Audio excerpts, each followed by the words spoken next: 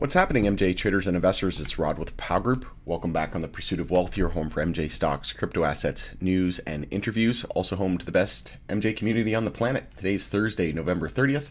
Hope you're doing awesome. And in this video, we've got an exciting update out of Florida today. Nearly 70% of Floridians support and are in favor of the MJ Legalization Ballot initiative. And this comes after they got the required 1 million signatures as well. And there's a very good chance that this ends up on the ballot for 2024, in my opinion, and then enacted at some point in 2025. But this is just my own thoughts and opinions. This is not financial advice. This is for entertainment, informational purposes only. You should never buy or sell anything based on anything that I write or anything that I say.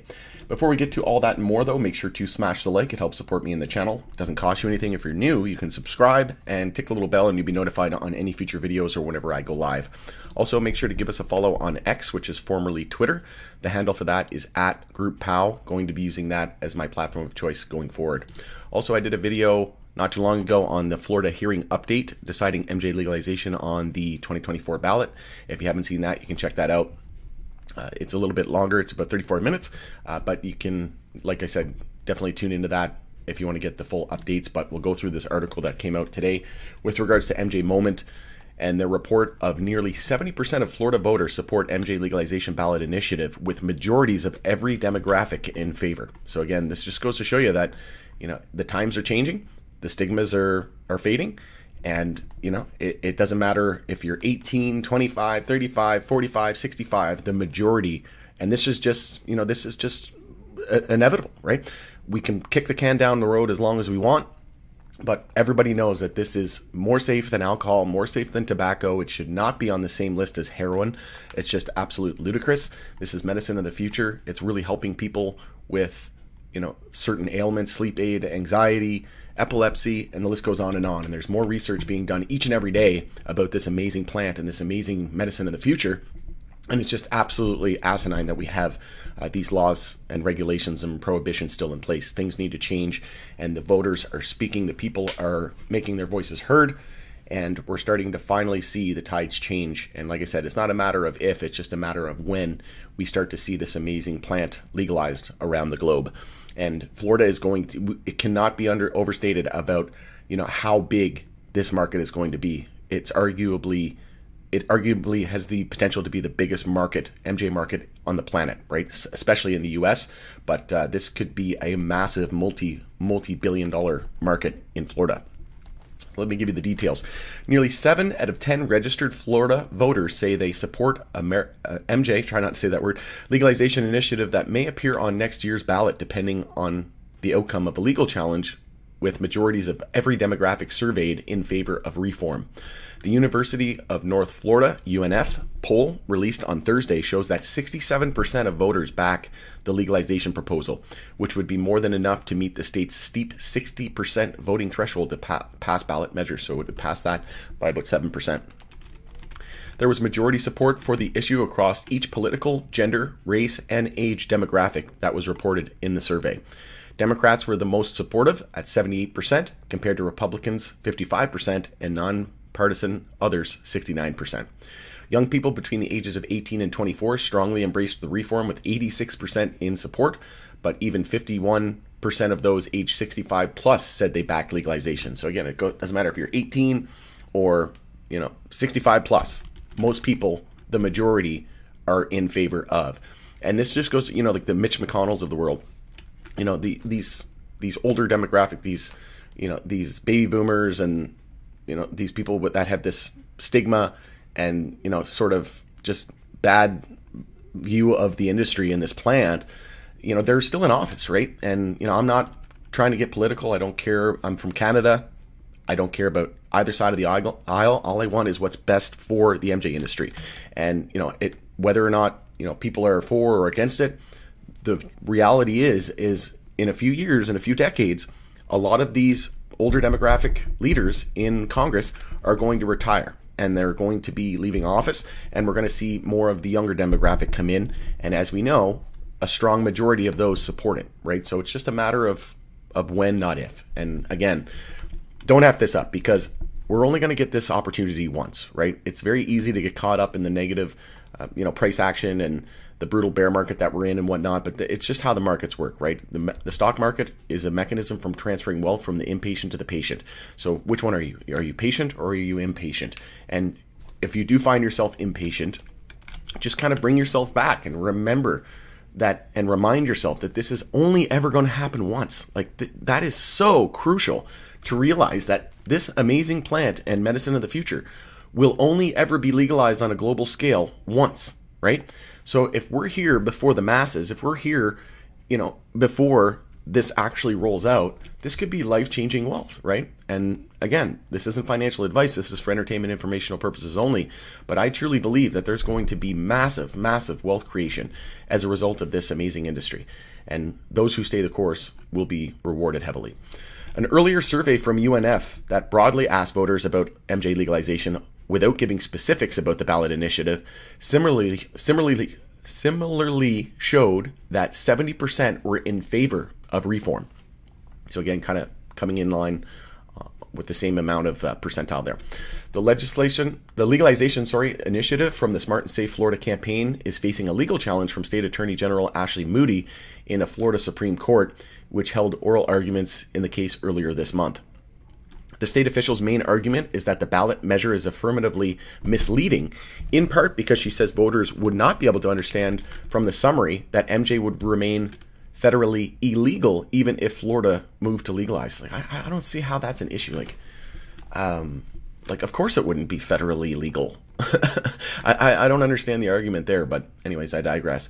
The campaign and supporters have maintained that the court must respect the intent of the citizen initiative process and allow voters the opportunity to decide on the issue after they turned in nearly 1 million signatures for ballot placement that have been certified by the state. Exactly, yeah, this is a citizen initiative process, right? This is the people, right? So give the people what they want.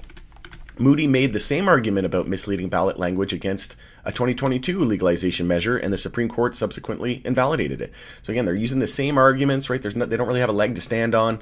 They can't really bring anything else to the table in forms of arguments, so they just keep arguing the same thing, and eventually the can can only be kicked for so long down that road, right?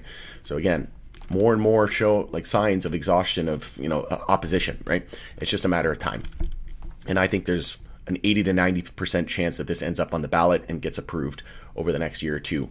In order to get on the ballot, an initiative must have valid signatures from registered voters totaling at least 8% of the district-wide vote in the most recent presidential election in at least 14 of the state's 28 congressional districts, in addition to the statewide number needed. The MJ campaign has met the threshold in exactly 14 districts, according to the recently updated state data. TrueLeave has contributed more than $39 million to the Smart and Safe Florida campaign to date. As discussed in oral arguments, Moody has accused the company of supporting the measure in order to have a monopolistic stranglehold on the state's MJ market. Well, they're the biggest operator in there. Like, why wouldn't they want to support it, right? That's where they have majority of their stores and business operations. Why wouldn't they? Like, it doesn't really make any sense. Of course they want to support it. And then later on, they talk about home cultivation and say how that wouldn't be allowed. Oh, that's not a monopolistic approach? Okay, well, you're kind of contradicting yourself there, Moody. If approved, the measure would change the state constitution to allow existing medical MJ companies in the state like TrueLeave to begin selling MJ to all adults over 21. It contains a provision that would allow but not require lawmakers to take steps toward the approval of additional businesses. Air Wellness is another one as well that would be a big beneficiary. Home cultivation by consumers would not be allowed under the proposal as drafted. Okay, so we can't grow it ourselves, or Floridians can't grow it themselves, so they have to go through a monopolistic approach of licensed producers and multi-state operators, which gets taxed by the federal government, but it can't grow it at home. You're talking about monopolies and things like that, and they're saying that you can't grow it at home. That's very, very contradictory to what they were arguing before. But it just goes to show you how backwards everything really is. So adults 21 and older would be able to purchase and possess up to 1 ounce of MJ, only 5 grams of which could be concentrate products. The 3-page measure also omits equity provisions favored by advocates such as expungements or other relief for people with prior MJ convictions. Separately, economic analysts from Florida legislature of the Office of Gov. Ron DeSantis estimate that MJ legalization initiative would generate between $195.6 million check out the gap here. 195.6 million and 431.3 million in new sales tax revenue annually if voters enacted. And those figures could increase considerably if lawmakers opted to impose additional excise tax on MJ transactions that's similar to those in place for other legalized states. Huge, huge, huge, huge. Like I'm talking multiple billion-dollar market in the state of Florida. Here's what the Smart and Safe Florida MJ legalization initiative would accomplish. So as I mentioned, adults 21 could purchase and possess up to 3 ounces of MJ for personal use. The cap for MJ concentrates would be 5 grams. Medical dispensaries could acquire, cultivate, process, manufacture, sell, and distribute MJ products and MJ accessories to adults for personal use. Legislature would be authorized but not required to approve additional entities that are not currently licensed MJ dispensaries. The initiative specifies that nothing in the proposal prevents the legislature from enacting laws that are consistent with this amendment. The amendment further clarifies that nothing about the proposal changes federal law, which seems to be an effort to avoid past legal challenges about misleading ballot language. I mean, I guess if you're not that privy to the MJ industry and things that are going on in the world, I mean, if you're living under a rock, obviously this isn't going to change federal law. Like, this is a Florida ballot initiative. I don't really understand the argument there, but anyways, I guess I could kind of understand it if people really were living under a rock, but obviously it's not legal at the federal level, and I don't understand how that, a Florida ballot would, convince people of such. But anyway, let me know in the comments below what you think of this. I always love hearing from the community as well. There are no provisions for home cultivation, expungement of prior records, or social equity. Oh, great, because those aren't important. Obviously kidding.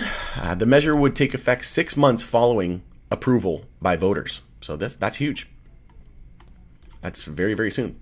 So moving on here, in conclusion, meanwhile, a separate campaign to actively collect signatures for a different initiative to give adults medical MJ cultivation, home cultivation option that would not be provided under the Smart and Safe Florida legalization measure. Signature gathering kicked off for Home Grow initiative in August with petitions available online at certain dispensaries. So again, the people are speaking, right? The people are standing up for this, and they want what they want, and they're making their voices heard, and absolutely home grow should be allowed, right? Why not? It's allowed in Canada here. We're over 5 years legal, and it was allowed since day one.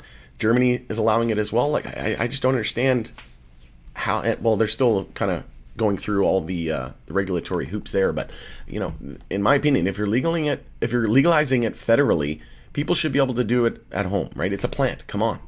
It's not that, I don't even know. It's just ludicrous to me to say that we have to buy it through federally approved, MJ dispensaries or companies and give tax dollars when, we can just grow, even if it's just 4 plants, right? Like, I just don't understand the argument here. It's just kind of silly. The legalization campaign shouldn't expect to receive support from DeSantis, though, a GOP 2024 presidential candidate who said at a recent event that he would not move to federally decriminalize MJ if elected. So, again, not getting political, not on either side of the aisle. I do not care who from what party wins, as long as they are MJ advocates and support MJ. So, in my opinion, we should not vote for this person because they are against it. So if you're against it, we're against you. Simple as that, because we support this amazing industry and this medicine of the future. So again, in my opinion, if you are an MJ advocate and you love this industry as much as I do, if you believe that you were put on this earth to spread the MJ gospel, so to speak, and make this plant legal across the globe, then we need to vote people who are not doing the exact same thing that we're set out to do, right? These people need to be voted out of office. DeSantis signed a bill that took effect over the summer that added restrictions in medical MJ advertising and manufacturing, prohibiting any products or messages that promote recreational MJ use, while adding more stringent eligibility requirements for workers in the industry. He also signed legislation in July banning sales of any consumable hemp products, including MJ chewing gum, to people under 21, an expansion of an existing prohibition on young people being able to purchase smokable hemp. Well, I do agree with that. Fine, go ahead. We got to protect the minors, but people are adults. We can make our own decisions. And the people have spoken, with nearly 70% of Floridians supporting MJ legalization ballot initiative. And like I said, this could very well come to fruition and be a reality over the next year or two. And like I said, this cannot be overstated how massive this this is going to be, this market in the US. It definitely has the potential to be the absolute biggest market in the US by far. Going to end it there, though. It's Rod with Pow Group. Let me know what you think of this news in the comment section below. Always love hearing from you. Thank you again for joining us on the Pursuit of Wealth, and we'll see you again on the next video.